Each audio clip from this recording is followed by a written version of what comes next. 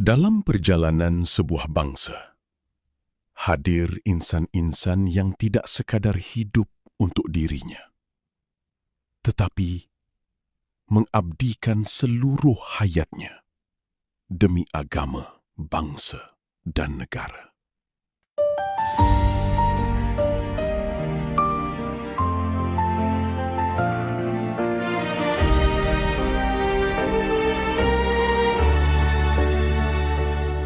Di sebalik seragam yang gagah berdiri, Allah Yarham Jeneral Tun Ibrahim Ismail merupakan seorang pemimpin yang dikenang kerana keberanian, kebijaksanaan, dan keikhlasan dalam memikul amanah.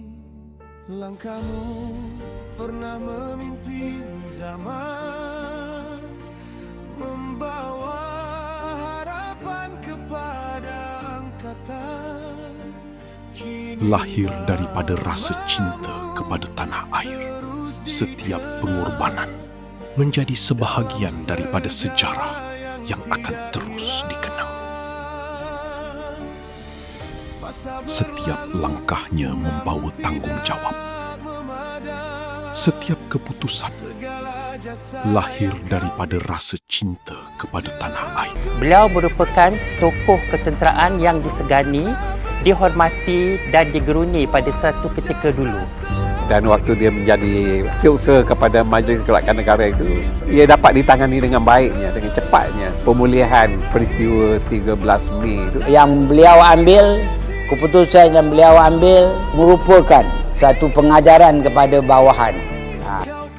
Namun, di sebalik pangkat dan penghormatan, beliau juga seorang ayah, seorang ahli keluarga, dan seorang insan yang disayang. Itu memang daripada dulu memang suka menolong orang yatim atau buat sedekah lah kan. Dia banyak buat kebajikan, terutama orang buta, orang susah. Dia buat kebajikan pun dia tidak pernah bagi tahu kita. Ini semua dia punya personal. Bapa saya seorang yang sangat penyayang. Saya tengok hubungan dia dengan ibu saya macam betul-betul macam orang yang in love lah sampai ke akhir. Dan Tun ini sebenarnya seorang yang two waves kolonial, pasal dia dilahirkan masa British juga dalam era kemerdekaan. He has both the colonial punya discipline plus also the kemerdekaan punya discipline. Hari ini, melalui Galeri Tun Ibrahim, legasi beliau terus dihidupkan. Bukan sekadar untuk dikenal, tetapi untuk menjadi sumber ilmu, inspirasi, dan semangat kepada generasi yang akan datang. Sesungguhnya, manusia akan pergi, namun jasa yang ditinggalkan akan terus berbicara merentasi zaman.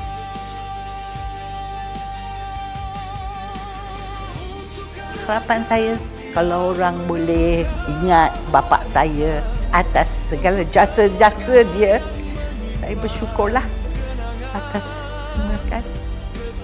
Anak-anak cucu-cucu bangsaku, ingatlah bahawa insan yang paling mulia di sisi Allah Subhanahu Wa Taala adalah dari mereka anak-anak yang soleh, yang tidak menderhaka kepada kedua-dua ibu bapa mereka, dan kejayaan yang paling mulia di sisi Allah adalah berkhidmat dan berjuang untuk mempertahankan maruah bangsa, negara dan kesucian agama.